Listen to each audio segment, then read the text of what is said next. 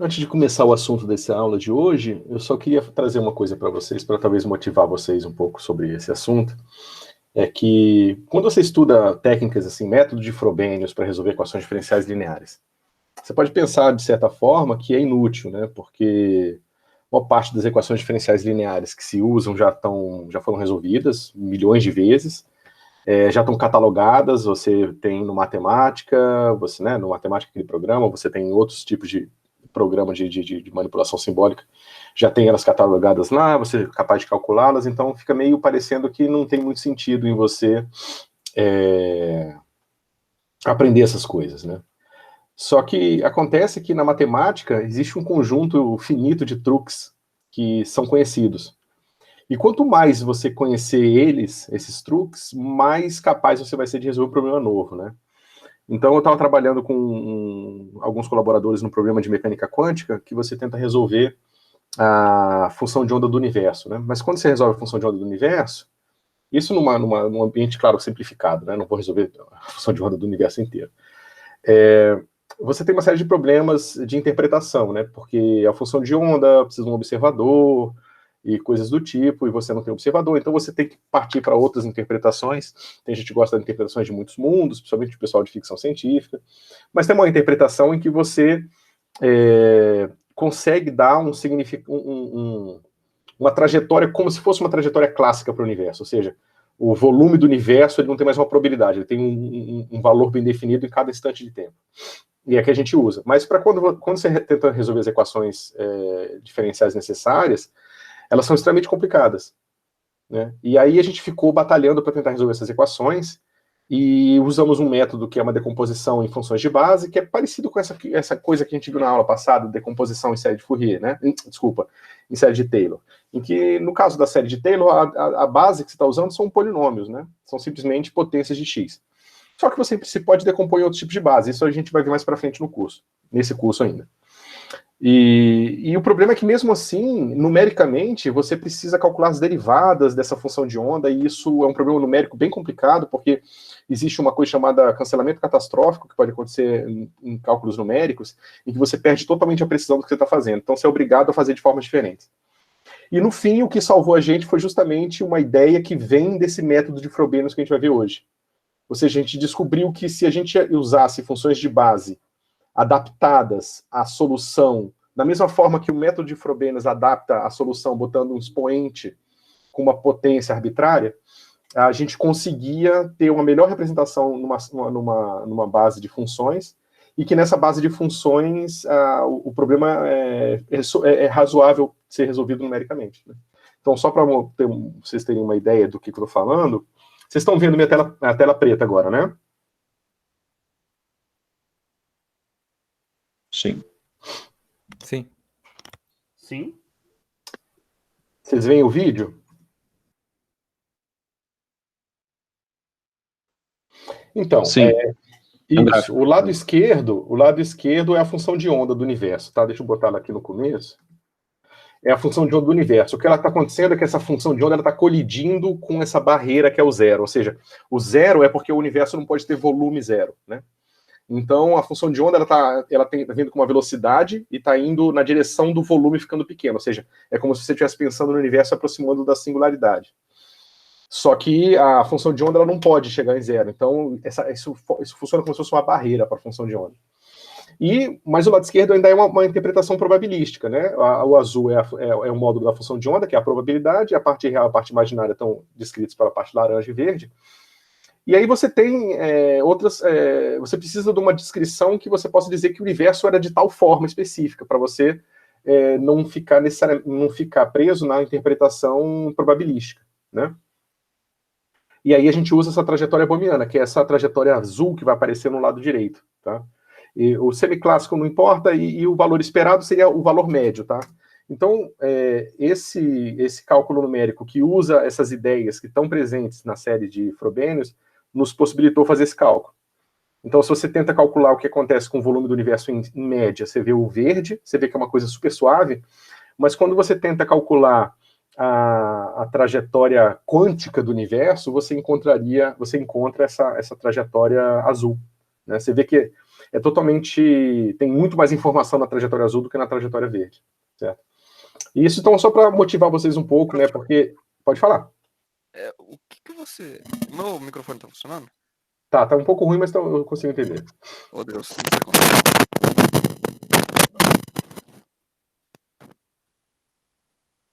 Tá indo? Tá. Eu só não tô entendendo direito o que significaria trajetória do universo, o que você quer dizer por isso. Eu vou tentar deixar o microfone. Tá, então, trajetória do universo é porque aqui a gente está trabalhando com um modelo que a gente chama de mini superespaço, e no modelo de mini superespaço você tem, digamos, a trajetória do que é o volume do universo. Então você está simplificando um monte de coisa, está jogando fora um monte de graus de liberdade e está deixando só o volume do universo. Ou seja, digamos que o seu universo pode expandir ou contrair e você representa isso com uma quantidade que você chama de volume, tá? Então o seu universo ele vai ficar menor e vai ficar maior, tá? Então a esquerda é a probabilidade dele ter um volume, ou seja, qual é a probabilidade do meu universo ter um volume tal que 1 metro hoje seria equivalente a 10 a menos 30 metros naquele instante, certo? E aí você consegue calcular a probabilidade, que seria o lado esquerdo, com as distribuições, e o lado direito seria a trajetória com uma descrição não estatística, ou seja, qual exatamente o volume do universo naquele instante. Certo? O pessoal usa muito essa técnica para fazer cálculo de física atômico-molecular, porque quando você faz expansão em torno do valor médio, você tem uma aproximação. Mas quando você faz uma expansão em torno da trajetória bohmiana, você tem uma aproximação melhor, certo? Então, mesmo do ponto de vista meramente computacional, né, de cálculo, essas trajetórias são importantes. Mas eu não queria me perder muito nessa conversa, só queria mostrar para vocês que essas ideias se reciclam, tá? E elas são finitas. Então, quanto mais você aprende essas coisas, principalmente essas mais antigas, mais você vai ser capaz de resolver problemas novos, né? Porque por mais que você possa encontrar essas soluções, essas técnicas no Google, isso não significa que elas vão ser tão úteis para você quanto elas serão se elas estiverem na sua cabeça. Você tenta resolver um problema, o que o Google sabe é irrelevante. Porque você nem sabe o que você não sabe, né? Então, se não está na sua cabeça, na hora que você tenta conectar as coisas de diferentes maneiras para tentar resolver um problema, você não vai conseguir se estiver faltando aquela peça. Então, é importante aprender todas as técnicas possíveis que vocês puderem aprender agora. Tá, vocês têm alguma dúvida em relação à parte de expansão em série de Taylor, que a gente viu na aula passada? Sim. Professor, Pode falar. eu estou tentando estudar pelo Arfken e eu não sei se você pode abrir aí ou não, mas Posso? a gente, na verdade, eu acho que eu consigo falar. A gente começa com contando que y é igual a uma série de potências, certo? Daí a gente vai fazendo os negócios e tal. Daí o Arfken faz y é igual a x, somatória de x, somatória de a lambda e x. Aí o m vai ficar k menos lambda, no caso. Eu não sei porque que ele faz isso, mas ele usa... Você pode repetir para eu entender? Ele não faz isso aqui que você está falando. Não, ele faz y igual a somatória de lambda igual a zero, de a lambda, xk menos lambda. Opa, é isso mesmo? É xk mais lambda. Mais lambda. Tá. Você está preocupado com esse K aqui? Na verdade, eu queria entender por que ele faz K mais lambda e não faz simplesmente a nxn. Porque eu entendo que seria muito mais fácil se fizesse isso. Tá, é porque aqui ele já está incluindo o que a gente vai ver nessa aula, que é o caso do método de Frobenius. Um dos motivos que eu não peguei o Afkin direto é porque o Afkin ele não tem uma seção, pelo menos eu não encontrei, eu dei uma lida na diagonal, em que ele fala exclusivamente do tratamento via série de Taylor, certo? Então o Bender faz, ele fala aqui na seção 3.2, eu acho, ele vai falar da aplicação, ó, isso aqui, ó, tá vendo? Expansão em série em torno de pontos regulares singulares, que é o que a gente vai ver hoje. E na 3.2, ele vai falar, cadê você? Não, aqui tá 3.1, pulei 3.2, peraí. Aqui, ó. Comportamento local em torno de pontos ordinários. Isso é a solução em série de Taylor. É justamente você estudar o comportamento dessas equações diferenciais ordinárias lineares de ordem n em torno de um ponto onde todas as funções coeficientes são analíticas. Certo? Então ele diferencia. Aqui, como você sabe, o teorema de Fuchs garante que a solução é analítica, então você sabe que ela tem essa expansão que eu acabei de delinear aqui. Certo? Como você sabe que ela tem, aí você pode ver nos vários exemplos que ele vai fazer à mão aqui, ele vai fazer todos os passos, como resolver suas equações. E aí você não tem aquele expoente a mais, tá? Quando você está expandido em torno de um ponto regular, singular, aí você tem que botar aquela potência extra, tá? Ok. Deixa eu ver aqui no Afkin, quando que ele... Você pode me dar um exemplo da expressão que você viu, onde ele bota essa potência K? Ok, ele resolve a equação, oscilador harmônico simples, né? Se você for na 9.5, você vai ver. 9.5. Seção 9.5. Daí ele começa com resolvendo essa equação aí, e ele coloca um K mais lambda. No final... desculpa. No final, se você for ver, a gente chega em uma conclusão lá que o K tanto K pode ser K igual a 0 ou K igual a 1, certo? Isso. Então a gente tem meio que duas soluções. Uhum. A gente chega em duas soluções, um é cosseno, o outro é seno. Uhum. O que acontece quando eu uso um índice só, em vez de colocar K mais lambda, eu coloco N, é que quando eu acho uma solução geral, eu já somo essas duas soluções, porque tá tudo em N.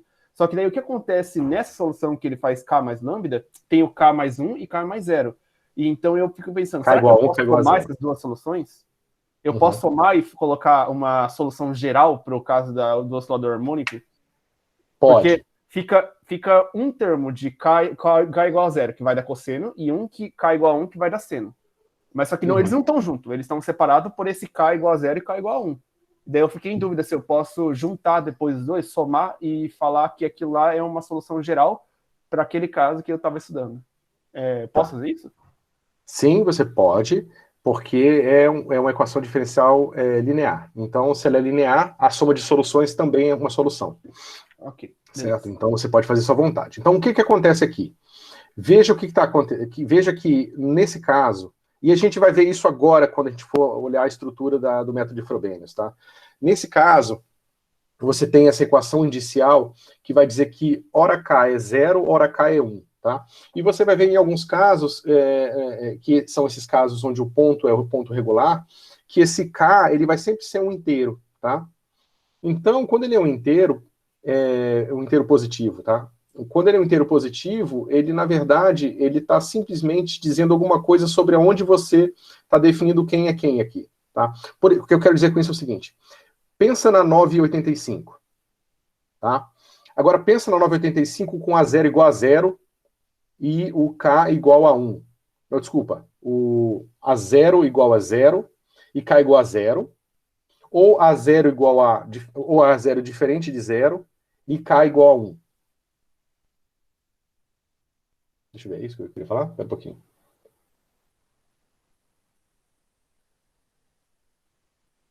Isso. Você vê que os dois casos, a sua série começa com uma potência de x elevado a 1, tá? Ou seja, ou A0 igual a 0 e K igual a 0, ou A0 diferente de 0 e K igual a 1. Nesses dois casos, a série é idêntica, né? Deixa eu escrever aqui. Isso é importante, tá? Então, por isso que eu acho que sua pergunta é boa e a gente pode repetir. Então, a gente tem isso aqui. Somatório de AN, x elevado a n, mais k. E aí bota um n de 0 a infinito. Tá? Então essa série começa assim. A0 mais A1, desculpa, A0, x elevado a k, A1, x elevado a k mais 1, e assim por diante, tá? Se a gente tiver A0 igual a 0, isso vai, A0 igual a 0 e k igual a 1, A0 igual a 0, vou botar aqui. E k igual a zero, essa série vai começar como? A1, x elevado a 1, mais A2, x elevado a 2. Concorda? Ok. Agora, se eu pegar o caso que A0 é diferente de zero e k igual a 1, eu vou ter assim, A0, x elevado a 1, mais A1, x elevado a 2, tá. Tá? Vocês estão acompanhando? Não caí não, né? Ok. Tá. Então você vê que essa série, a menos do rótulo que eu estou botando no A, ela é igual a essa aqui. Então essa escolha te leva na mesma série que essa escolha aqui. Então tem uma ambiguidade. Porque a série é de potências, e as potências são sempre números inteiros, existe uma ambiguidade em você escolher, você dizer alguma coisa sobre os coeficientes, A, tá? E o valor de K. Certo? Só que o que acontece aqui é que o que ele está fazendo? Ele está falando o seguinte: vamos chutar, we try, né? Vamos tentar isso aqui. Tá? Só que ao invés de tentar alguma coisa, eu acho melhor você se basear em teorema. E o teorema garante que se os coeficientes são analíticos, então você tem uma série de Taylor em torno do ponto. Se você tem uma série de Taylor, uma série de potências, uma série de Taylor em torno daquele ponto, você pode aplicar ela e descobrir quem são os seus coeficientes e resolver o seu problema. Tá? O que ele está fazendo aqui é que ele já está antecipando o método de Frobenius, em que você precisa botar aquele fator de x elevado a k, né? Ele está antecipando isso e já escrevendo sempre soluções nesse formato, entendeu? Então, assim, não está errado, mas eu não acho que seja a melhor maneira de explicar as coisas. Porque não é sistemático, não é de baixo para cima, entendeu? Eu sei disso, então eu faço isso, depois eu faço aquilo. Vamos chutar isso aqui para ver o que acontece. Né? É importante saber fazer esse tipo de chute, tá? Mas é também importante saber como é que as coisas são construídas. Eu acho que aqui, para vocês, no momento, é melhor saber como construir as coisas. Mas a gente vai ver tudo isso aqui, tá? Essas equações iniciais, tudo isso a gente vai ver agora. Só que a gente vai ver num contexto mais amplo, né? E aí, inclusive, a gente vai ver como que a gente pode reduzir o problema ao caso 987, que é o caso onde os coeficientes as funções são analíticas, tá?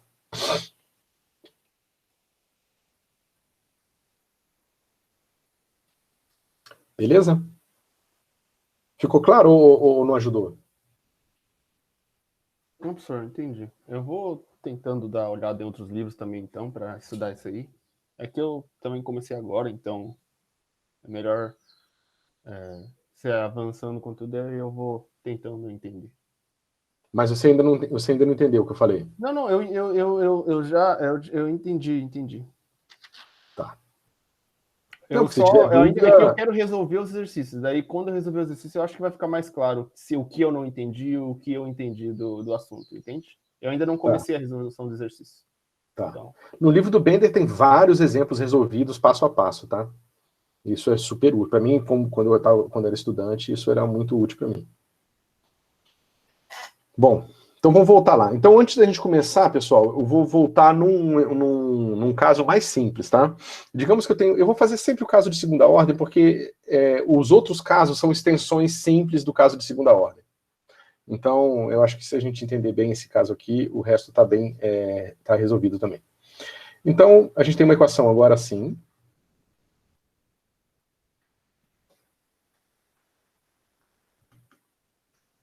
Tá? E agora vamos dizer o seguinte, que a gente está no caso de coeficientes constantes. Quando a gente está com esses... Bom, se fosse constante também aqui na linha, no 2', bastava dividir toda a equação para essa última constante e reduzir essa forma aqui. Então, esse caso aqui é o caso mais geral de coeficientes constantes. Claro que a derivada segunda, o coeficiente dela é diferente de zero. Então, alguém lembra como é que resolve isso aqui? Vocês viram como é que você resolve esse tipo de equação quando P0 e P1 são constantes?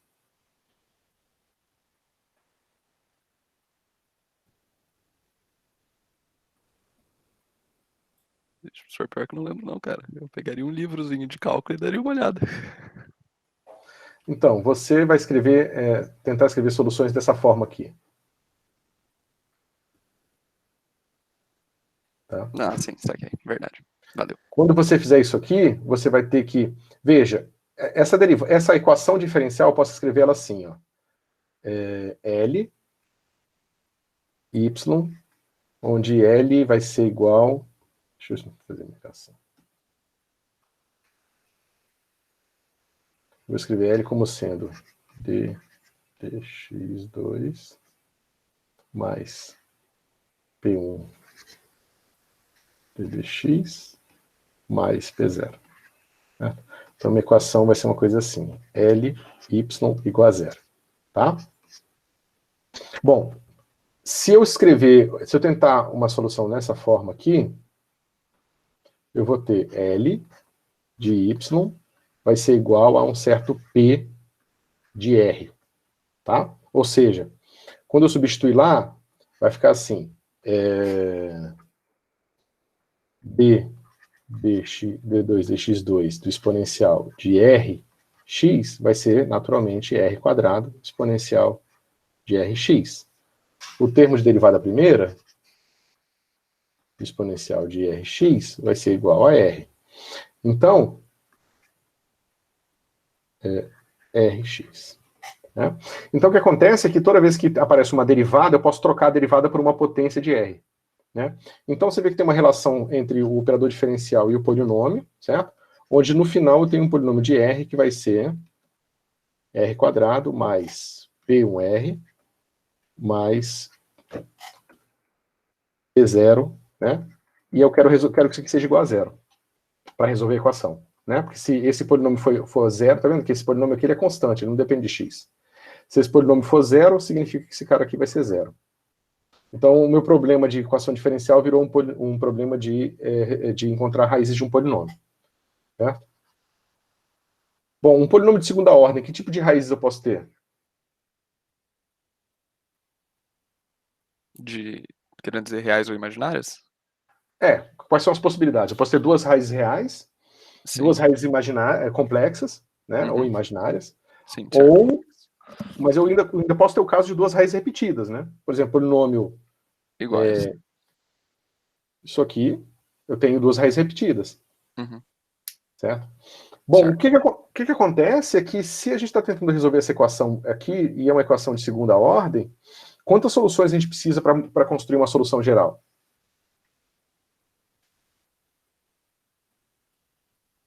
Vocês lembram disso? Duas.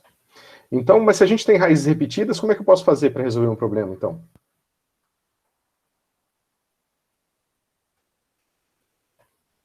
Porque se eu aplicar L em Y, onde meu Y é aquele exponencial, né? Se eu aplicar esse cara aqui, eu tenho PR exponencial de Rx. Professor. Pode falar. Calma, porque agora você está supondo que a gente tem... Então, o que você está querendo fazer é que, dados os parâmetros P1 e P0, você está supondo agora que esses parâmetros P1 e P0 nos dão um polinômio com duas raízes repetidas. Não, Deixa eu explicar mais detalhe, então. O polinômio que eu tenho é esse aqui, né? R quadrado mais P1, Isso. R mais P0, igual a zero. Menos P1, mais ou menos raiz de P1 ao quadrado, menos 4, P0, dividido por 2. Se esse cara aqui for zero, né? Se você tiver P1 ao quadrado menos 4, P0 igual a zero, eu tenho duas raízes repetidas. Certo. Então, toda uma família de possibilidades aqui de raízes repetidas. Tá? Okay. Então, e se esse cara for negativo, eu tenho duas complexas, né, onde uma é o complexo conjugado da outra, e nos outros casos eu tenho duas raízes reais diferentes. Então, quando eu tenho duas raízes reais diferentes, eu tenho já duas soluções, né, que vai ser exponencial de R1, né, porque se eu pegar R1 e substituir aqui, como esse cara é um polinômio, o que acontece quando eu substituir R1 nele? Vai dar zero. Né? É um polinômio com raízes R1 e R2. Se eu substituir P de R1, então eu tenho uma solução. Então, isso aqui é uma solução e esse cara aqui é outra solução. E a soma também. E a soma também. Qualquer combinação linear, exatamente.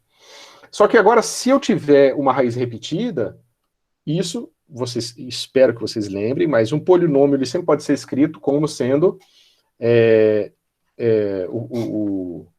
uma coisa do tipo R menos R1, R menos R2. Todo polinômio com raiz R1, R2, todo polinômio quadrático da raiz R1, R2 pode ser escrito por essa multiplicação aqui. Vocês lembram disso? Uhum. Tá? Isso aqui é exponencial de Rx vezes x. Tá? Mas quando a raiz é repetida, o que você tem na prática é o seguinte. L de y é igual a R menos R1 ao quadrado, porque a raiz é repetida, então R1 é igual a R2. E aqui você tem exponencial de Rx. Tá? Se você substituir R1, esse lado aqui, se você substituir R1, esse lado é zero. E você tem uma solução que é aquela que você já tinha. Agora, se você quiser uma segunda solução, o que você pode fazer?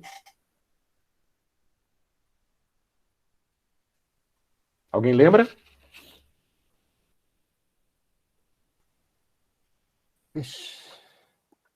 Não, professor.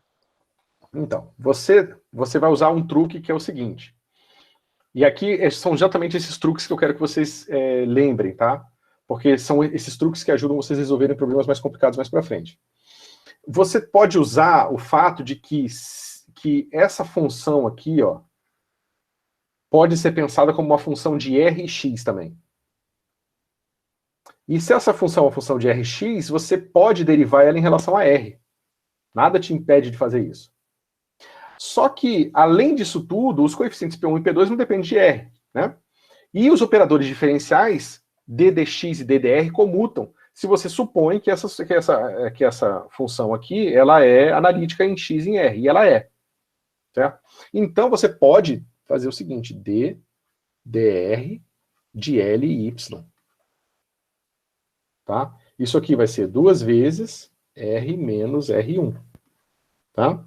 Exponencial de Rx mais R menos R1, R exponencial, desculpa.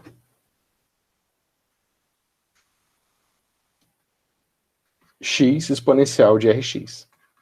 Até aqui, algum problema? Deveria estar ao quadrado, o R menos R1, segundo. Deveria.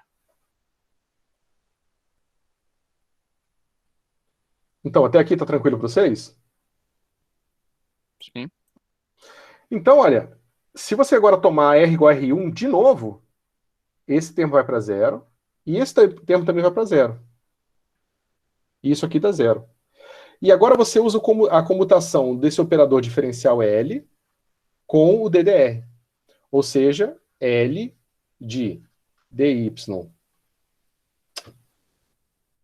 é igual a zero. Ou seja, você vai ter uma solução do tipo exponencial de R1x, e você também vai ter a exponencial, a outra solução que vai ser d dr de exponencial de Rx, onde lembra que a gente depois teve que tomar R igual a R1. Certo? Ou seja, vai ser x exponencial de R1x. Então, a sua solução número 1 é essa, e a outra solução é essa aqui. Tá? Então, vocês conseguem usar esse truque da derivada em relação ao parâmetro que você deixou livre para escrever a solução do seu problema. E lembrando que, e prestando atenção que se você pensar que exponencial de x é uma variável, então esse cara aqui vai ser uma potência e esse cara aqui vai ser um logaritmo. Né? Se você tirar o log daqui, vai ficar x igual a log de y. Tá? Então, quando a gente for estudar agora, o que a gente vai ver agora no caso de Frobenius é que a gente tem o mesmo problema. A gente vai tentar, baseado no teorema de Fuchs, encontrar uma solução para o nosso problema. Essa solução vai resultar em parte na resolução de um polinômio, e caso esse polinômio tenha certas características, a gente vai ter que tentar fazer variações na solução para encontrar as duas ou as n soluções linearmente independentes, certo?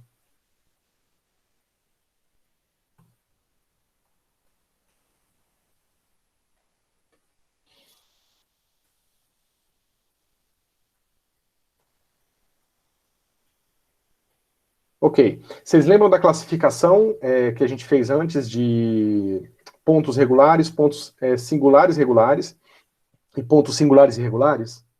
Eu tenho uma dúvida, professor, com relação a isso. Pode mandar. Você comentou na última aula que os pontos, né, por exemplo, o que acompanha lá a primeira derivada, né, ele vai ser singular irregular se x menos x0 vezes esse ponto que acompanha. Isso. Isso. Isso.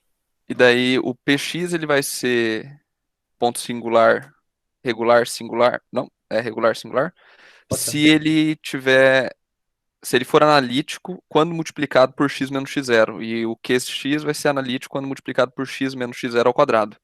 E daí você fez uma relação dessa expressão, né, ou dessa representação, com a divergência do P e do Q. Essa parte ficou confusa para mim. Tá. Então, o que eu falei para vocês é o seguinte: a gente antes estava exigindo que P e Q fossem analíticos, né? Uhum. Ou seja, não pode ter divergência. E aí a gente tinha o caso anterior. Agora, a gente está falando o seguinte: existem casos que a gente vai classificar como singulares regulares, em que P e Q podem ser singulares num ponto, contanto que, naquele ponto específico, essas duas quantidades sejam funções analíticas.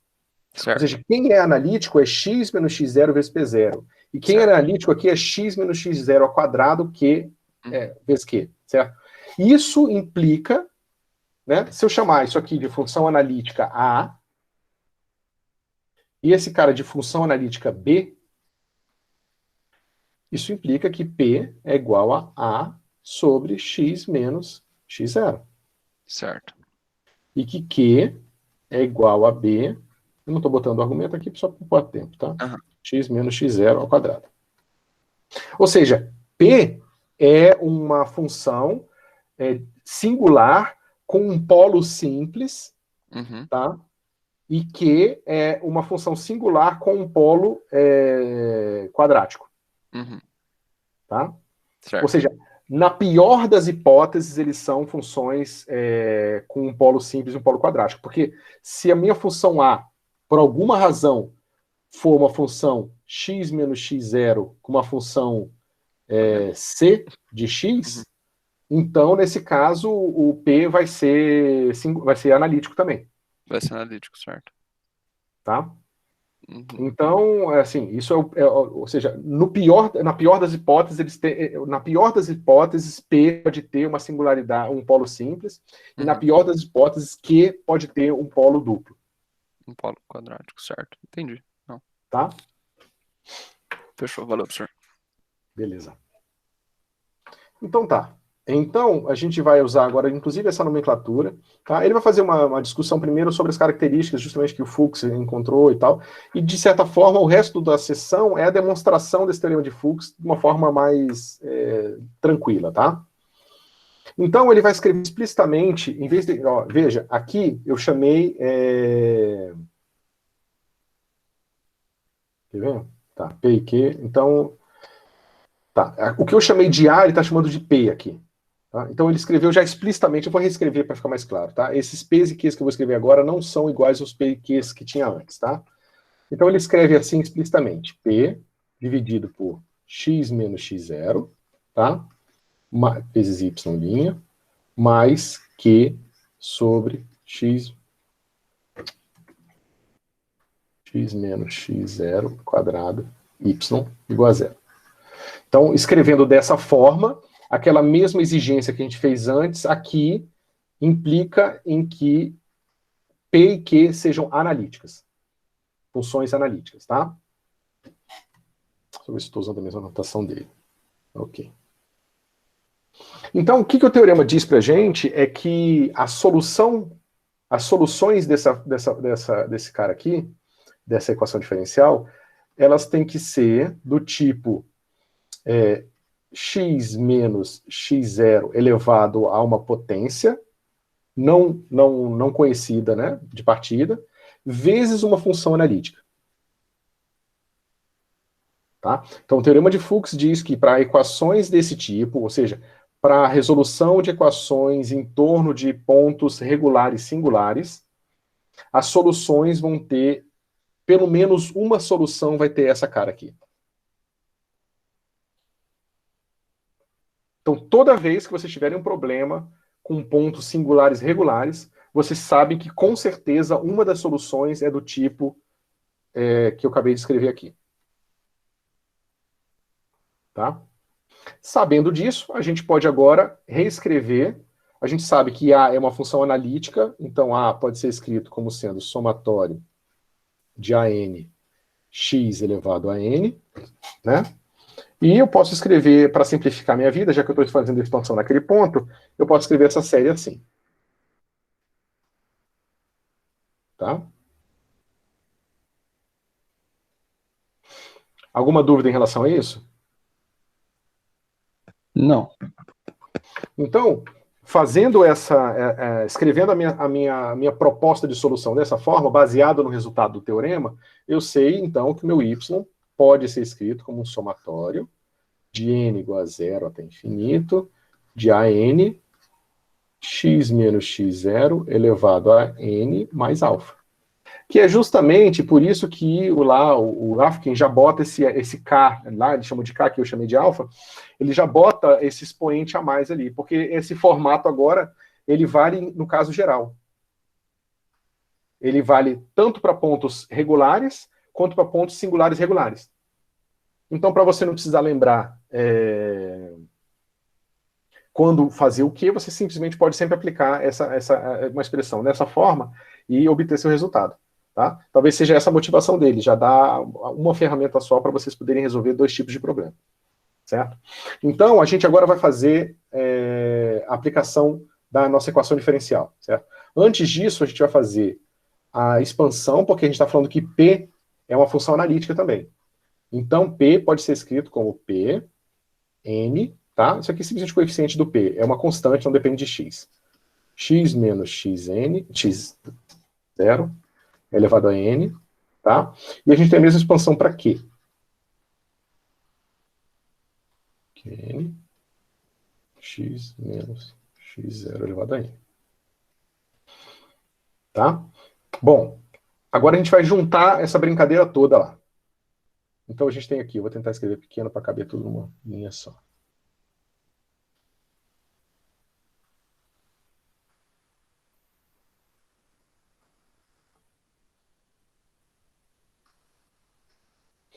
Então, esse primeiro termo vai ficar somatório de...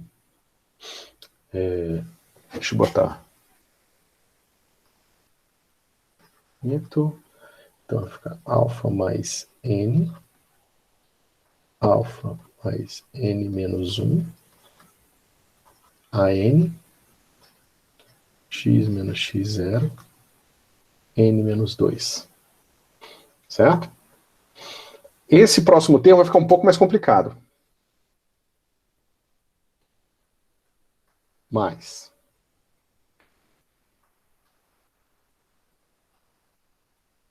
vai ficar... deixa eu ver...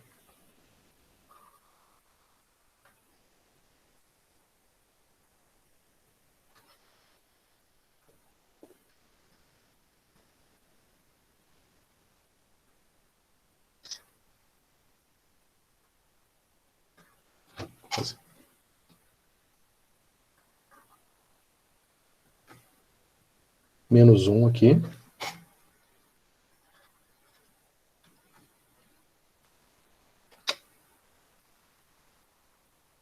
Tá? E aqui vai ficar Vou botar N' aqui, tá? Ou M, acho que é N'.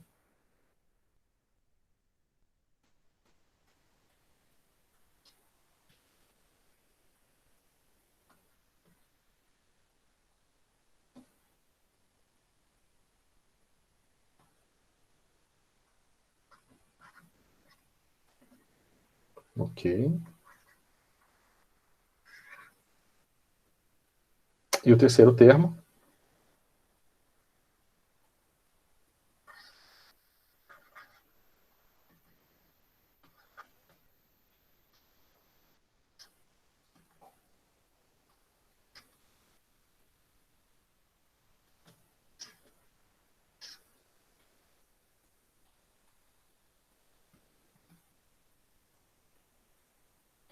E aqui vai ser simplesmente a N, que multiplica x menos x0 elevado a N mais alfa.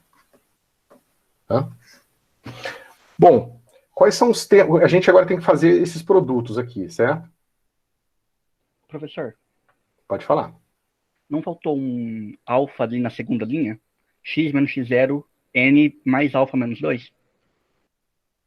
Na segunda linha. Aqui? Nessa. Não, isso, a n, daí x menos x0, Ah, tá. n menos alfa, mais alfa. Mais alfa, obrigado.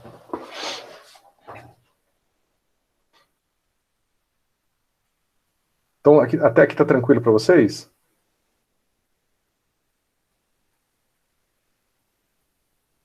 Acho que sim, senhor. Então tá. Agora a gente precisa pegar todo mundo que tem o mesmo expoente aqui, certo? Então, vamos lá. Primeiro, quais desses termos vão ter o menor expoente possível?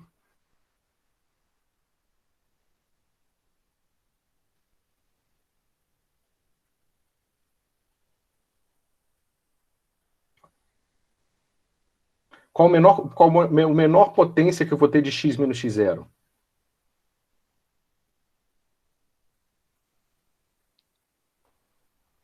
É alfa menos 2 em todo mundo, né? Uhum. Deixa eu botar um N aqui. Vocês conseguem ver isso?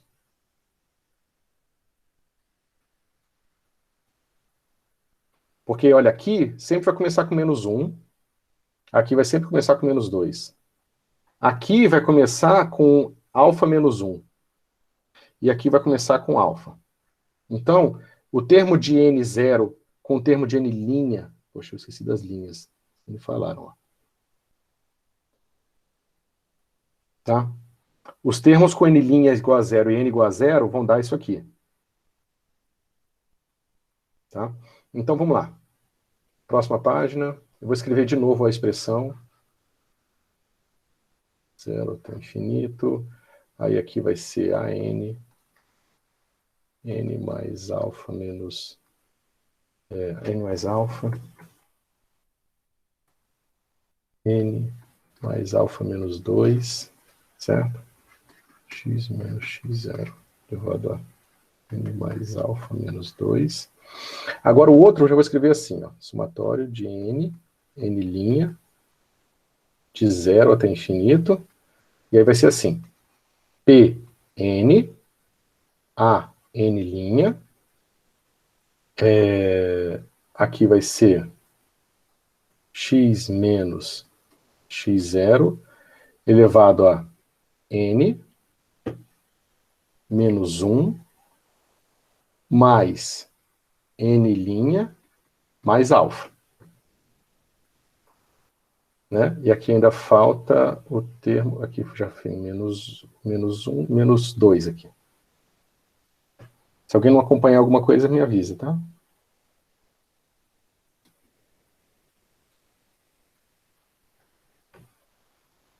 E aqui falta um termo do tipo N' mais alfa. Tá? E aí aqui...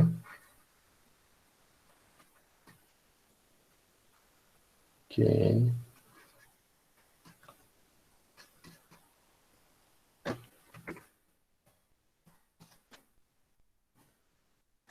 N menos 2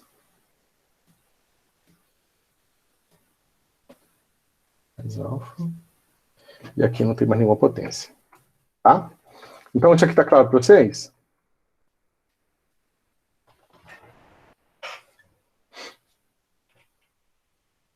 Bom, vamos separar então Sim. o termo. Vamos separar o termo, então, em que você tem n igual a n. O n igual a n' igual a zero, tá? Então, a gente vai ter o primeiro termo, vai ser assim.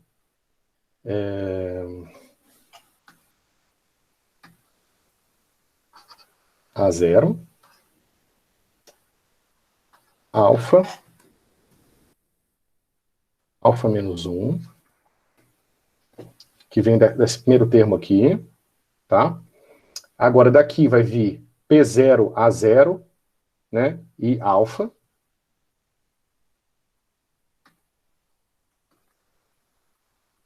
P0 a 0, alfa. E o último termo vai contribuir, então, com Q0 a 0.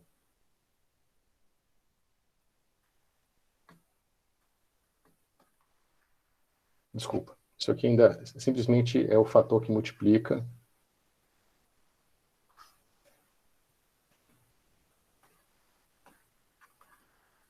Elevado a alfa menos 2.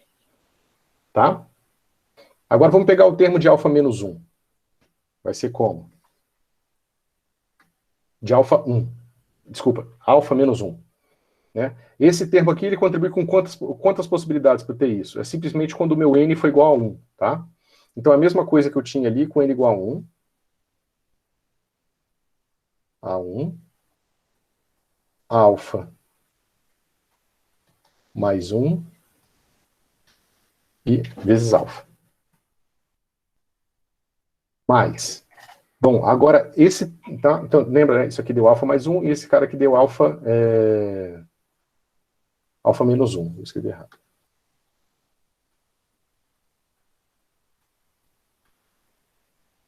Então, eu escrevi errado aqui.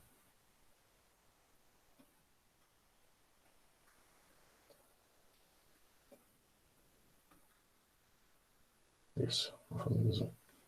Tá. E alfa. Tá. Agora esse termo aqui começa a ficar um pouco mais complicado. Quantos termos eu vou ter aqui com a mesma potência? Quando n for igual a 1 ou quando n' for igual a 1? Todo mundo concorda? Então, quando n for igual a 1, eu vou ter uma coisa assim. P0 mais...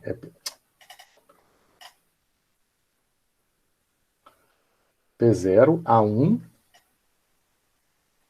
tá? Esse A1 vem esse termo aqui, alfa mais 1.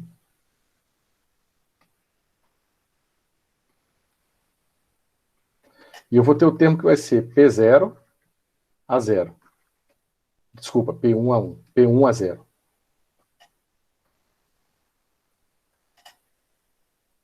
Tá? Que é o termo que quando esse cara é 1, que aí esse N vai ser 1, tá? E esse cara aqui é 0. Então aqui esse termo vai ser com alfa.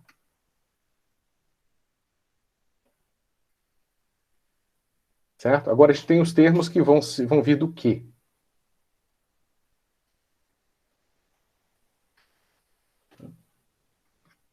Então os termos do quê? A gente vai ter o Q0 a 1 mais o Q1 a 0.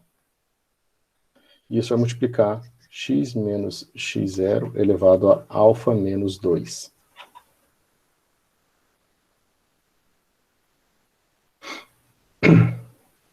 E pessoal, isso aqui tá tranquilo para vocês?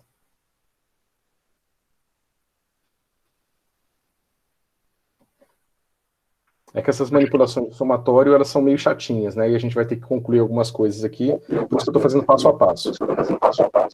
Meio confuso às vezes, professor. Parece que a gente tem que relembrar várias coisas também e não sei, às vezes eu tenho que ficar pensando e parando, pensando para parar uma hora. Não tá tipo assim, não dá para ver rapidinho as coisas que você fala, sabe? Tem que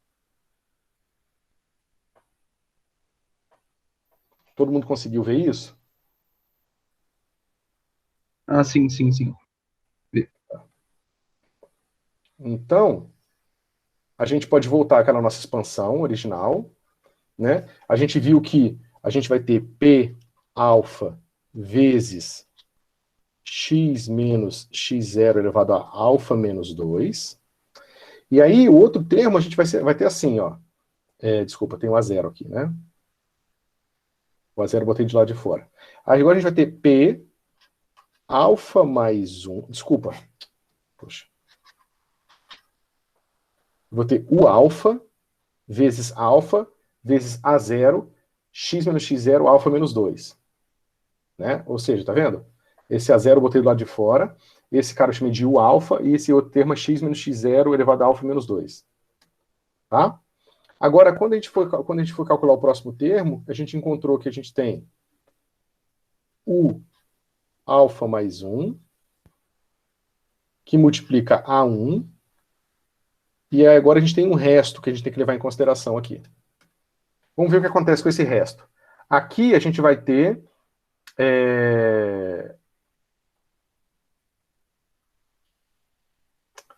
o termo de P, desculpa, tá aqui, né? Vai ter o termo com A0, tá? E Q1 e P1, né? Ambos com um alfa aqui com alfa e aqui sem alfa. A gente precisa chegar nesse somatório aqui.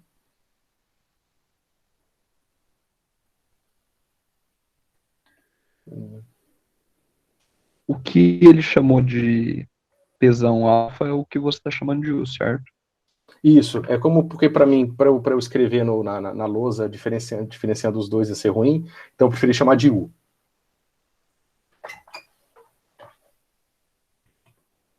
Espera um pouquinho, tem uma diferença aqui. Ah, não tem diferença nenhuma. Tá? É porque ele expandiu aqui o termo de alfa vezes alfa menos 1, ele abriu. Tá? E aí ele somou o termo aqui. Ok. Agora, deixa eu lembrar como é que faz isso para dar os passos para vocês. Vocês estão entendendo? O problema é que agora a gente tem que calcular o produto desses dois casos aqui, porque a gente tem que pegar esse somatório. Deixa eu explicar o problema. E para a gente tentar lembrar aqui. A gente tem o seguinte problema: a gente tem somatório de, vou chamar de AN, PN, NN',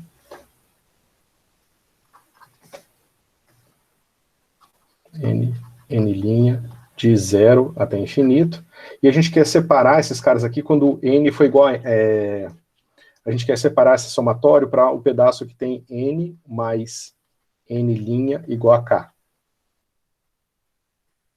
Porque quando esses caras se somam iguais, né, a gente tem a mesma potência aqui. Né? Quando o meu N e o meu N' têm a mesma soma, ou seja, se esse número é igual a esse número aqui, a gente tem a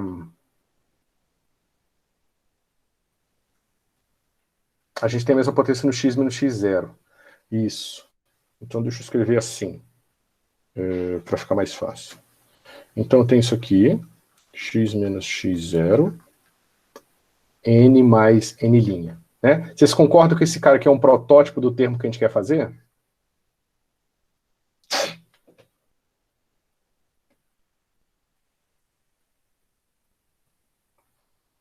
Perdão, professor, mas eu acho que eu não entendi essa última parte. Como assim, protótipo?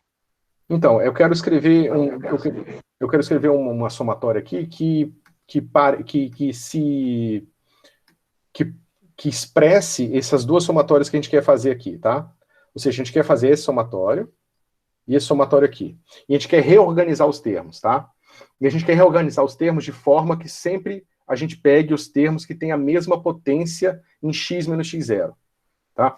Tanto esse termo aqui, essa primeira somatória aqui, quanto essa somatória aqui, elas podem ser expressadas nessa forma aqui, vocês concordam? É isso que eu quis dizer de protótipo, tá?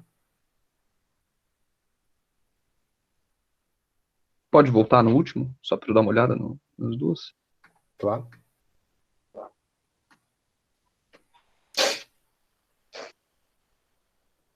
Sim, sim, sim. Entendi. Tá? Entendi, Bom, entendi. então isso aqui é quase um problema de reorganizar aqueles extremos de integração, tá? Então a gente pode fazer o seguinte: se a gente chama de K de n' mais n, e outra letra K, e a gente quer L.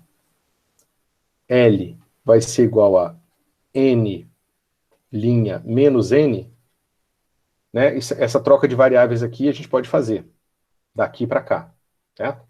E aí a gente pode pegar esses dois somatórios e escrever em termos desses dois caras aqui, né? Então o que acontece? Quando os dois são iguais a zero, quando n e n' forem iguais a zero, a gente tem que K e L são iguais a zero. Quando eles forem para infinito, o L depende de como eles vão, né?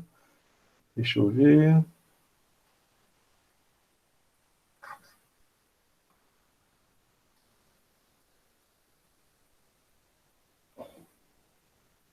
Ah, já sei, uma forma melhor de fazer isso. Uma forma mais fácil de pensar. Soma de n, e aí aqui eu vou dizer o seguinte, n' vai ser igual a n mais k. Opa, não, k menos n.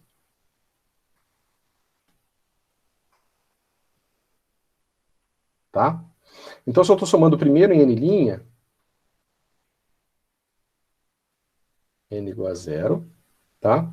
E aqui eu vou somar. Então, aqui eu vou somar k igual a n, tá? Até infinito. Isso tá tranquilo?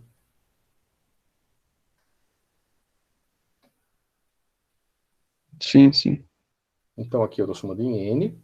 E aqui agora o meu n' não existe mais, é k menos n, tá? E aqui é x menos x0 elevado a k.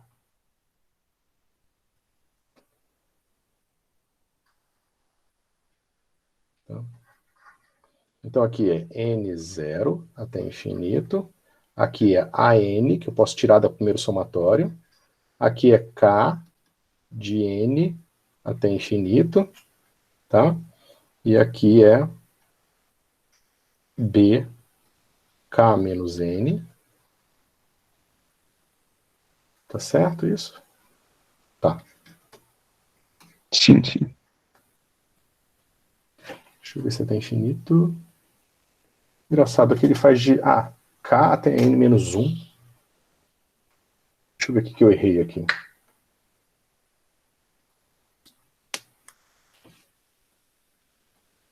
Tá, eu estou chamando k.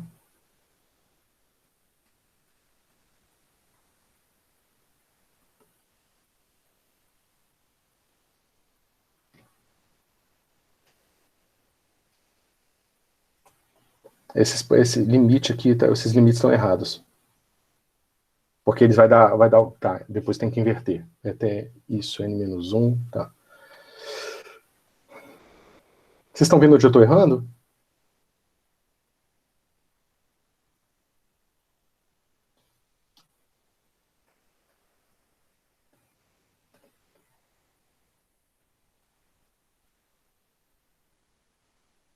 Uhum. Não, eu estou perguntando, vocês viram onde é que eu estou errando? Não. Não. Não tem não. Tá, tenho dois somatórios n e n' de 0 a infinito. Eu estou fazendo a troca de variável de forma que agora eu quero somar em k em n, tá? A soma em n continua de 0 a infinito, que é o que tem que acontecer mesmo, tá? Ela está lá para n de 1 até infinito, tudo bem, a gente vai fazer esse corte depois. E aí aqui a gente quer separar esses dois pedaços. A gente quer pegar qual seria a soma de k.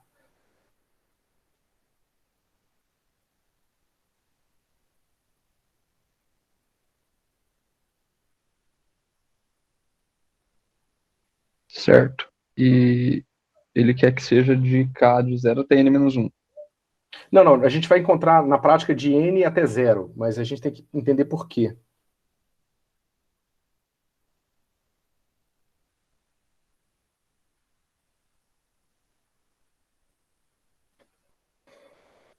K.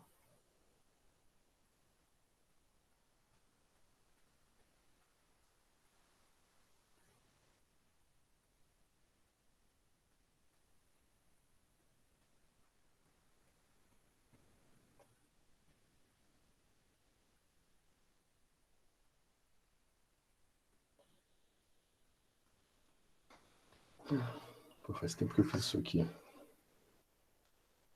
Alguma ideia, pessoal?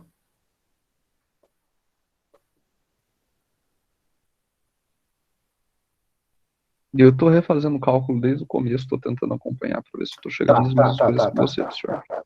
Tá, não, acho que eu lembrei. Você, na hora de somar esses dois aqui, o K, ele não pode, nem o N nem o N' podem ser negativos. Então, a única maneira desses caras somarem até N é quando o N for igual a zero, você tem quando N for igual a zero, o K pode ser de 0 a K, de 0 a N, e assim por diante. Agora, como é que eu mostro isso? Vocês entenderam o que eu falei? Não. Senhor, pode repetir? Pode repetir. O que eu falei é o seguinte, quando você soma dois números inteiros positivos, para eles serem iguais a K, certo? Que é um número inteiro positivo também, quer ver? Isso, inteiro positivo também. Quando o seu K é igual a 10, você só tem, e N, por exemplo, foi igual a 0, você só pode ter N' de 0 a 10. Você não pode ter até 11.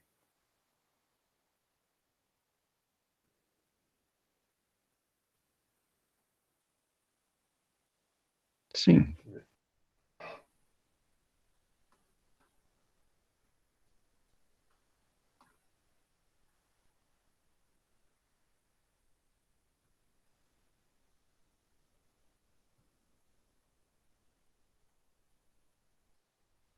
Deixa eu fazer outra coisa aqui.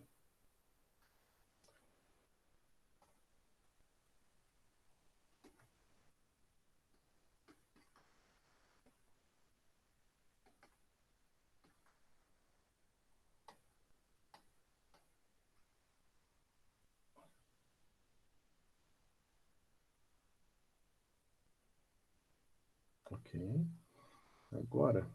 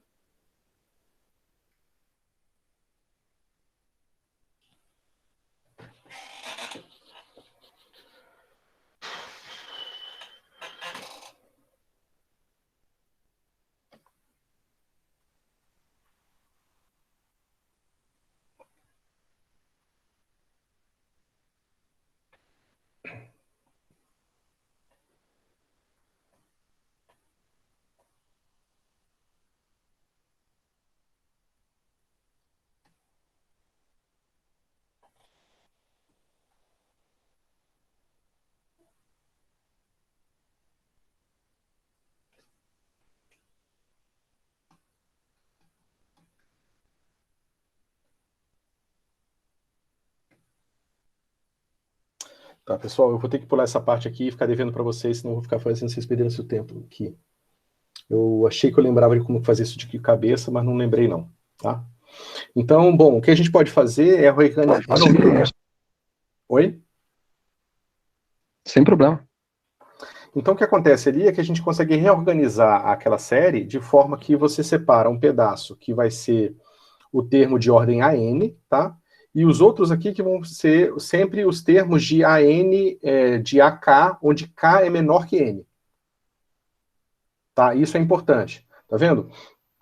Aqui, a gente separa o termo de N, que é o termo com maior índice, com valor maior no índice, como um somatório dos termos de K menor, certo? Ou seja, quando essa expressão aqui for calculada para n igual a 1, significa que o lado direito só vai depender de n igual a 0, tá? Ou seja, é aquilo que a gente já tinha obtido aqui atrás, tá?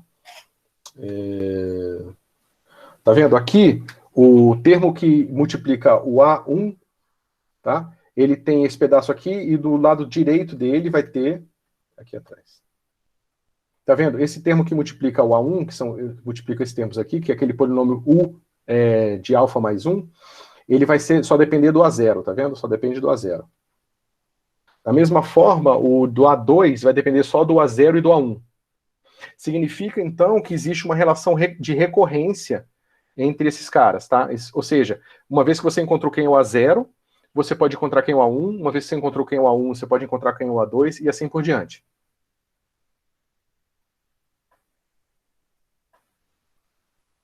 Certo? Isso vocês entenderam? Não a tecnicalidade da soma, mas vocês entenderam a ideia? Então tá. Então significa que agora a gente tem que resolver dois problemas. Aqui a gente está supondo que o A0 é diferente de 0, tá? Pelaquela mesma razão que eu expliquei para o Gabriel lá no começo. Se o A0 fosse igual a 0, então a nossa soma ia começar com o n igual a 1, né? Só que a soma começar com n igual a 1 seria a mesma coisa de eu começar com alfa igual a alfa mais 1, tá? Então, eu só estaria redefinindo alfa. Mas como alfa é uma coisa que eu ainda vou determinar, tanto faz, certo? Então, por definição, para que as pessoas sempre façam a mesma coisa, para não confundir, aqui a gente vai sempre usar que A0 é diferente de 0, tá? Como A0 é diferente de 0, então, para resolver a 333A, a gente precisa resolver aquele polinômio, ou seja, a gente precisa calcular quem é U de alfa igual a 0. Ou seja, aqui a gente tem um polinômio indicial, da mesma forma que naquele caso das equações diferenciais de coeficientes constantes tinha, tá? E aí a gente vai ter as mesmas dificuldades que a gente tinha lá. Tá? A gente vai discutir elas agora. Só pensar isso aqui mais um pouco. Isso aqui não é tão difícil assim.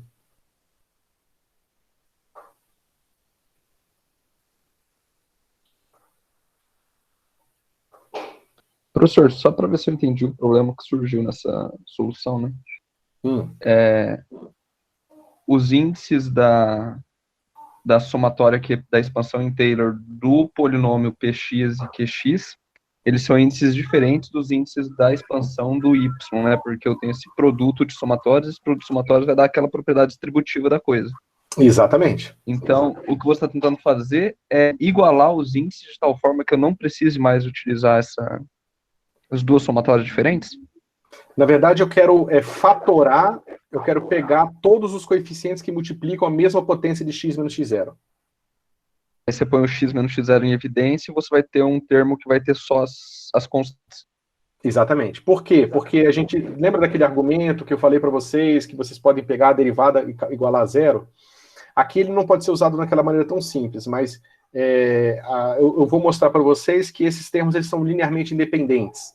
Então, da mesma forma que a gente está igualando um vetor igual a 0 é igual a igualar todos os coeficientes dele igual a 0, né? Sejam esses componentes de uma base linearmente independente, aqui é a mesma coisa. No momento que a gente consegue escrever em termos de série de potência, e a gente agrupa todos os termos que multiplicam as mesmas potências, a gente pode usar o fato de que essas potências são linearmente independentes e igualar os seus coeficientes. Por isso que aqui ele está igualando, ele está falando que 333A tem que ser igual a 0, tá vendo?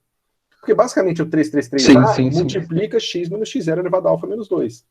Então, só quando você diz que quando você iguala todo esse somatório a 0, você pode igualar termo a termo a 0, certo? E aqui, vocês, pelo menos pelo que eu perguntei para o Mário, vocês viram a parte de integral de contorno. E você consegue definir essas... Tem maneira mais simples, eu acho, de definir a projeção desse polinômio da mesma forma que a gente fez aquela derivada igual a 0, com integral de contorno, certo? E aí, com essas integrais de contorno, você mostra que se a somatória é igual a 0, então os coeficientes de cada potência diferente também tem que ser igual a 0. Vocês entenderam a ideia? Aquela ideia que eu falei antes, né? Se tem um vetor V igual a zero, então significa que o Vx, o V1, V2, V3 tem que ser igual a zero também. Né? Sendo que Sim, o E1, sim. E2, E3 é uma base linearmente independente. Eu vou pesquisar aqui mais e tentar, continuar tentando. Tá, deixa eu ver. Não, porque eu acho que a gente vai ter que... Deixa eu ver se eu consigo.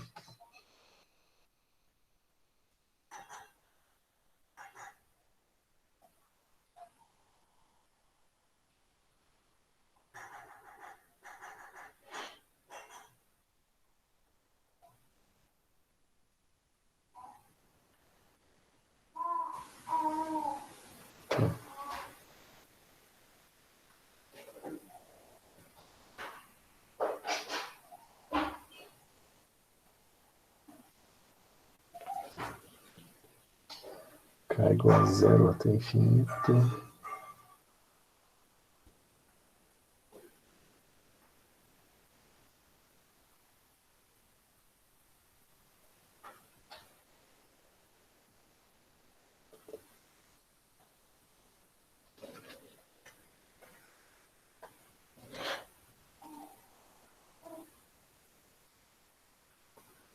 Tá.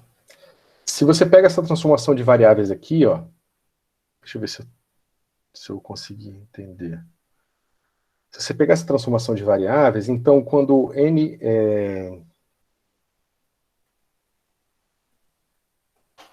variando n' e n de 0 a infinito, k vai de 0 a infinito. Vocês concordam?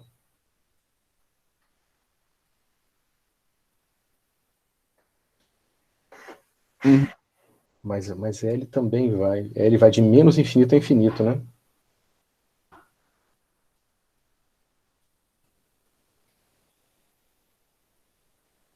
Se eu fizer a transformação dessa forma, L vai de 0 a infinito. Tá, pessoal, desculpa, eu vou tentar depois. Ok, então, a gente viu agora que a primeira parte da resolução do nosso problema é encontrar a solução desse polinômio, tá? E da mesma forma que a gente tinha dificuldades com esse polinômio no caso dos coeficientes constantes, a gente também pode ter aqui. Então, por exemplo, que o Gabriel tinha perguntado, mas aí a gente tem uma coisa tipo, né, naquele exemplo que ele viu no livro do África, a gente tinha uma coisa que era assim, k menos 1 igual a 0. Veja que o polinômio que a gente tem é esse aqui, né? Eu vou escrever aqui do lado, alfa ao quadrado, aí ele já abriu aquele alfa vezes alfa mais 1, ficou assim, P0 menos 1, tá? Alfa mais Q0, né? Igual a 0. Quando que esse polinômio aqui se reduz a esse polinômio aqui? Quando P0 é igual a 0 e Q0 é igual a 0. Vocês concordam?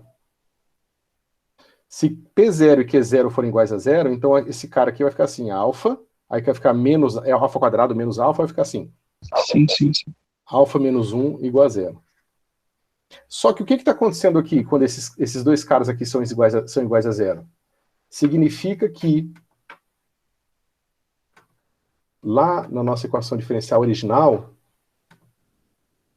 antes disso ainda,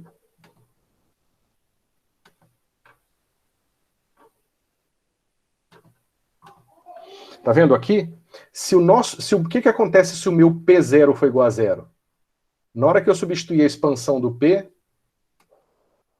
e o meu P0 for igual a 0, o primeiro termo vai ser proporcional a x menos x0 elevado a 1. Mas isso é justamente o denominador. Ou seja, esse coeficiente ele deixa de ser singular e ele passa a ser analítico. Tá? Que é justamente o caso onde vale a série de Taylor. Tá? E aqui a mesma coisa acontece. Se o meu Q0 for igual a 0, aí isso tem que olhar depois ao próximo polinômio, tá? Porque o Q1 vai ter que ser igual a 0 também para ser analítico. Mas a ideia é a mesma coisa. Se o Q0 é igual a 0, o primeiro termo vai ser Q1.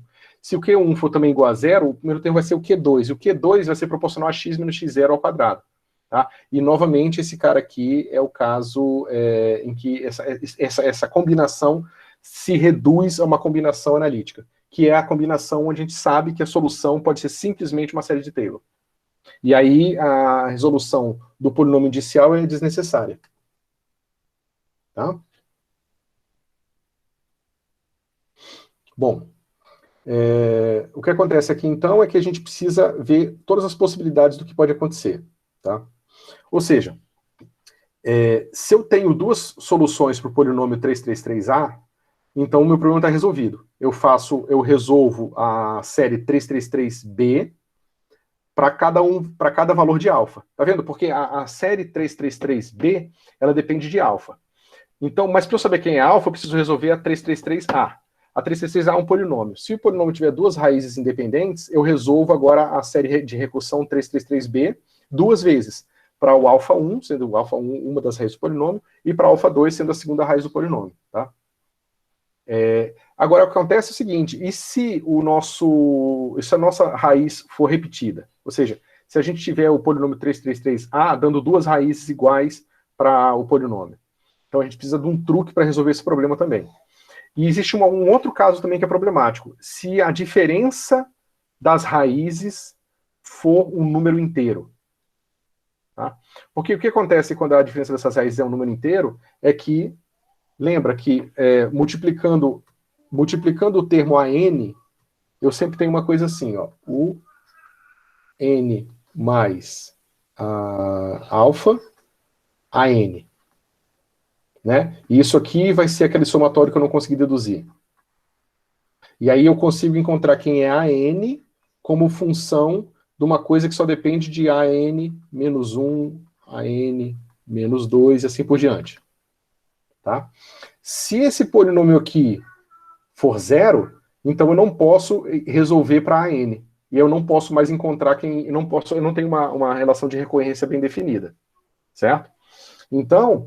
Se eu tenho duas raízes diferindo, ou seja, se meu alfa 1 e o meu alfa 2 são tais que alfa 2 menos alfa 1, né, se isso aqui for um número inteiro, significa que tem uma hora nesse somatório aqui, ó, na hora que eu for tentando encontrar os coeficientes AN, tem uma hora que eu vou chegar nesse U de N mais alfa. Na hora que eu chegar nisso, esse termo aqui vai ser zero.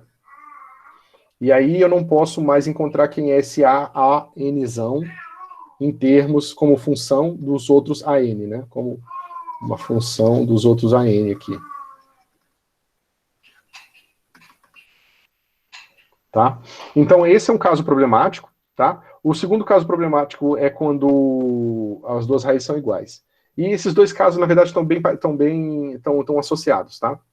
Bom, o que acontece quando as duas raízes são... Tá, nesse caso aqui ainda tem um segundo desdobramento possível. Se no caso em que você tem as duas raízes diferindo por n, o número inteiro, esse caso aqui eu não consigo resolver, mas se por alguma coincidência o meu lado direito também for zero, o meu problema está resolvido. Porque eu posso simplesmente pular esse cara e usar o AN como uma constante arbitrária. Tá? Eu não tenho uma incoerência, eu não tenho um 1 igual a 0 no meu problema. Tá? Agora, tem o caso, que é o mais comum, é que simplesmente o lado esquerdo vai ser 0, mas o direito não vai ser 0. Aí a gente tem que fazer um truque para resolver ele. Tá? Bom, aqui... Deixa eu pensar.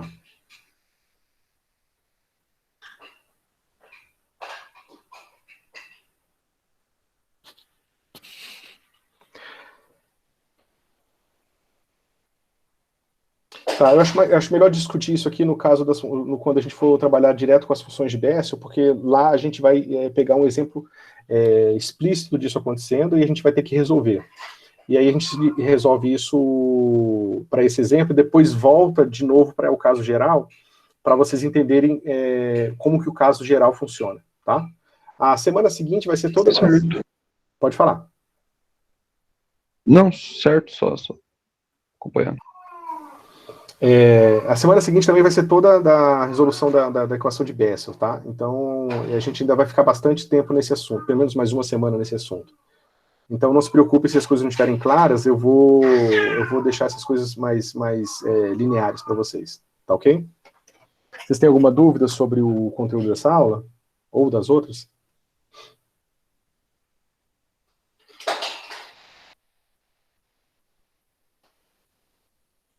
Professor, eu tenho uma dúvida com relação à primeira lista de exercícios, que é para o dia 6 agora. Dia 6 é segunda-feira. Vamos para domingo.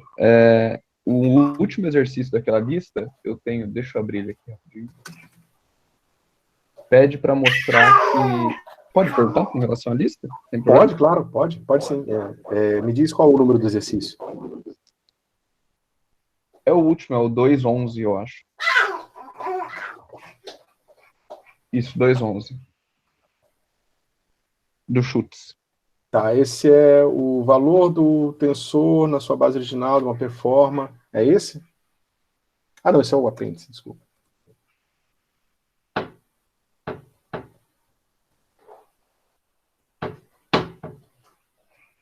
Você sabe qual a página dele?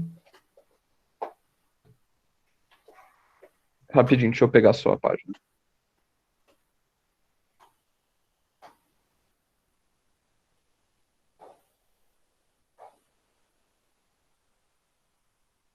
Acho que eu vou encontrar já. Página 62. Tá. Tá aqui. Ok. Uhum.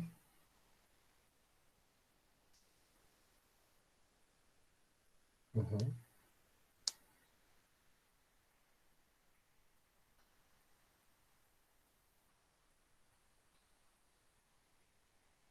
Ok. Tá, qual é a pergunta? O que eu estou fazendo nesse exercício, trabalhando com tensores, é que a base, não, que a base, as componentes do tensor eu posso quebrar ela num produto tensorial de um vetor e de covetores, Desculpa, você como pode se fosse um repetir? produto apenas. Em outros livros que eu peguei, ele define o tensor como sendo produto tensorial, né? Ele define o produto tensorial que você consegue juntar vetores e covetores, e daí você vai tendo os índicezinhos, né? E de uma forma mais, eu acho, não tão formal. Você está dizendo isso aqui. Deixa eu ver só se... Você pode pegar aqui uma base de produto tensorial, você pode falar do cara assim. Não sei qual anotação você usa, mas vamos botar aquela que a gente usou. Não está compartilhando. Ah, é.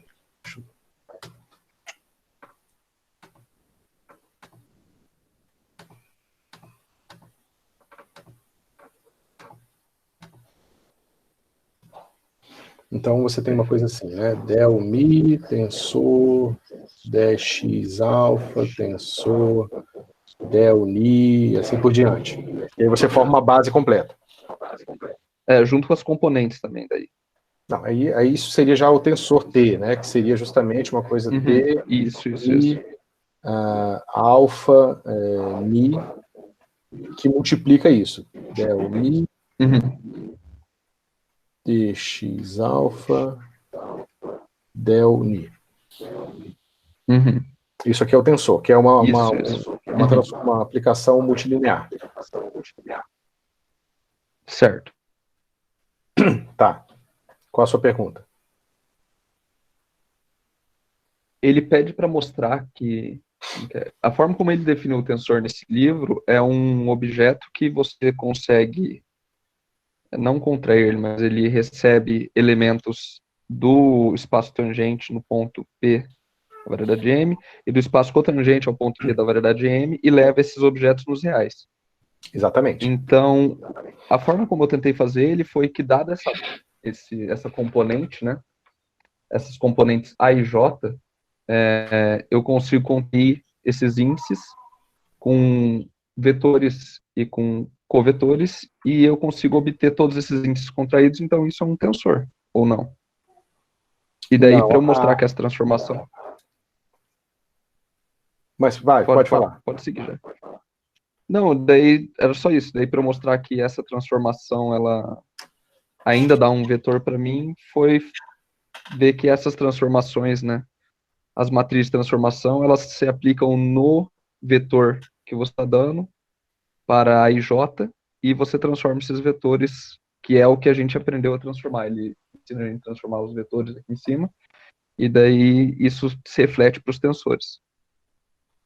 Tá, eu acho que eu entendi o que você falou, eu acho que você está certo, mas eu acho que você tem que tomar cuidado com a nomenclatura que você está usando, que é o seguinte. O que você está falando para mim é o seguinte, existe uma certa maneira de olhar os tensores em que você simplesmente define os tensores, simplesmente falando que eles são objetos, que têm componentes, e que essas componentes têm uma regra fixa de transformação.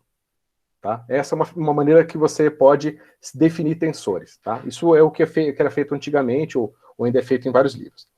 Aí, se você falou para mim, olha, para eu mostrar que esses caras são de fato, tem de fato um significado de tensores associados a eles, eu posso pegar esses objetos que são simplesmente esses objetos com índices, e eu posso contrair essas componentes com certos vetores de base, e mostrar que a transformação do vetor de base leva à mesma transformação que eu tinha definido para os coeficientes.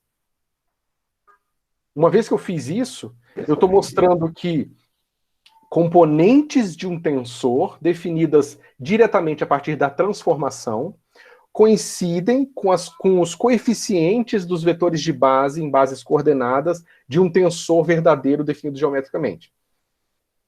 É isso que você quis dizer? Foi isso que você quis dizer?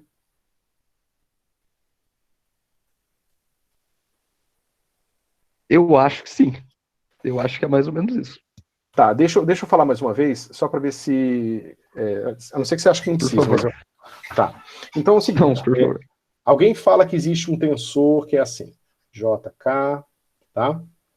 E que quando você mudar de sistema de coordenadas, ele vai mudar assim, lambda, I, J', lambda, J, I linha, por botar às vezes as coisas.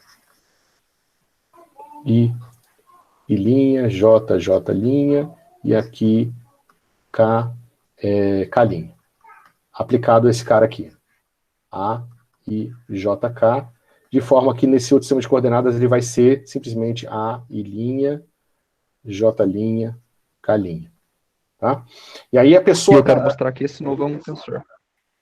Na verdade, você quer mostrar que objetos que se transformam dessa forma coincidem com coeficientes de tensores escritos em bases coordenadas. Então agora você fala o seguinte, agora tem um tensor verdadeiro aqui da maneira geométrica definido assim. E aí ele pode ser escrito numa base coordenada. Nessa base coordenada ele vai ser escrito assim. Eu vou chamar de outra letra, chamar de B. Tá? Eu vou chamar de B o tensor que numa certa base coordenada ele pode ser escrito assim. D, X, I. Estou usando IJ só para coincidir com ele. DXJ, del K. Isso aqui é um tensor verdadeiro.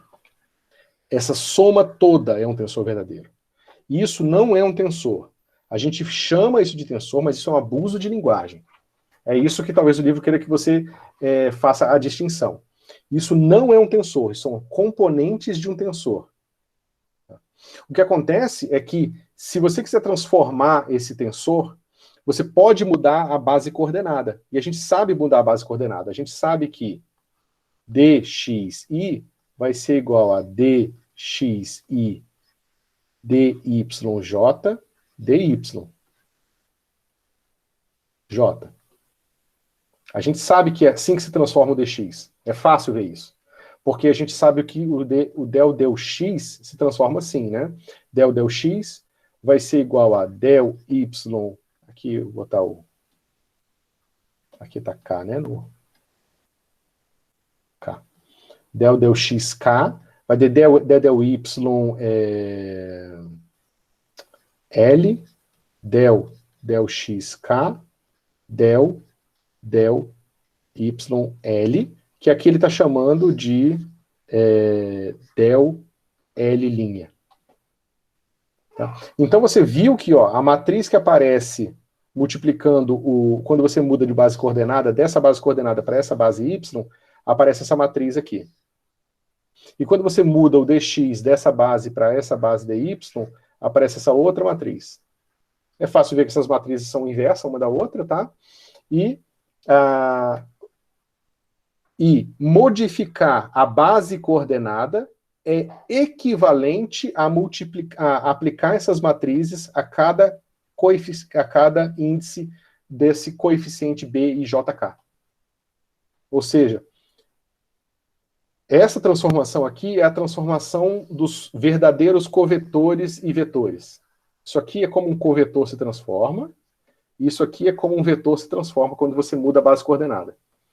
Só que transformar eles é equivalente a transformar o B, porque eu posso pensar que agora o meu B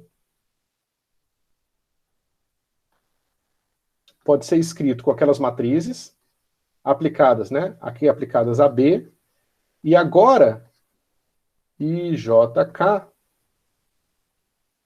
D YI, né? Agora botando linha aqui, só para dizer que é o transformado, né? DYI, D, deixa uma linha para não ficar, YJ, del, K'. Tá? Então aqui, ó, o meu tensor B é o mesmo, ele não mudou em nada, tá? Só que eu escrevi ele em uma certa base coordenada Y agora. E porque eu escrevi ele numa base coordenada Y, os coeficientes que multiplicam esses elementos de base se transformaram. Tá? E como que eles se transformaram? Com a aplicação de uma matriz aqui, e a inversa aqui, cada uma associada a um dos índices de B. Então, se eu simplesmente esquecer o verdadeiro tensor, que é o que as pessoas fazem, esquece o B, e eu vou simplesmente chamar isso aqui de tensor, e vou dizer que ele é um tensor se somente se, quando eu mudar o sistema de coordenadas, ele vai mudar de acordo com esses três caras aqui, né?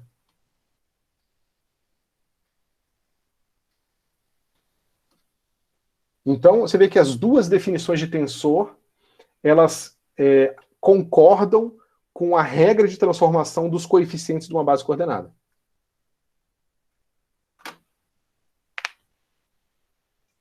Então, só para ver agora, porque daí eu vou precisar fazer uma correção no meu, mas só para talvez deixar claro, né? Então, eu tenho o meu A, I', K', que é igual a matriz de transformação, AJL, certo? E o que eu fiz foi que isso são apenas as componentes do meu tensor. O que eu fiz é que eu introduzi um vetor e um covetor, só que não fazendo a componente apenas. Eu só introduzi a componente e fiz a contração das componentes. Tá. Então, a única alteração que eu vou fazer... Aí você não está mostrando nada. Se você simplesmente está contraindo o AI, AI', K' com outro covetor, né, VK' e, sei lá, LI', isso aí você não está mostrando nada, na verdade. Sim, mas então se eu chamar agora, eu vou chamar... Se você contrair agora pelo o lado, essa mesma equação aqui, né? Se você contrair ela aqui, com o dy, sendo que y é a base linha, né? Com o dyk, tensor del i linha, aí você pode mostrar que essa matriz aqui, quando aplicada nos elementos de base agora, elas simplesmente vão transformar o elemento de base de dy para dx, de del y para del x, e que, portanto, os dois lados formam uma igualdade de tensores verdadeiros. Não, certo. Eu vou chamar então só esses vetores de base, então vou colocar uma nota aqui na lista que já está feita, mas... Beleza. Deu a mesma coisa, eu entendi. Mas você entendeu a... Não, obrigado, senhor. Ficou claro a distinção, né, entre essas duas coisas. É realmente um abuso, e eu acabei abusando. Não, mas é um abuso comum, tá? É um abuso que você tem que estar acostumado, que todo mundo faz, porque você vai pegar todo mundo chamando VMI de tensor, de vetor ou de convetor. Nem diferencia entre vetor e convetor, é tudo vetor. É isso que eu faço já faz um bom tempo, então... Mas assim, contanto que você sabe o que você está fazendo, esse abuso, ele poupa tempo, porque também ninguém precisa ficar... Eu aqui fico me policiando com a minha linguagem com vocês, para tentar falar a coisa mais correta possível, né? Porque vocês, como não estão aprendendo agora, se eu for abusar a linguagem agora, vocês vão se perder. E minha intenção não é essa. Mas se você for me vir conversando com outra pessoa que trabalha com isso, eu vou cometer todos os abusos possíveis também. Não, fechou. Então, perfeito, senhor. Beleza? Com relação à lista, ela tá pronta aqui, minha única dúvida ainda é se aparecer algum problema na hora que eu checar com os outros alunos, eu posso perguntar daí semana que vem, mesmo depois de passar a data de entrega. Beleza. Tranquilo, sem problema. Não, fechou. Okay. Muito obrigado, senhor. Pode mandar mensagem também no Classroom, e pode ser útil para outras pessoas. Não, ok. Pode deixar. Valeu. Mais alguma dúvida, pessoal?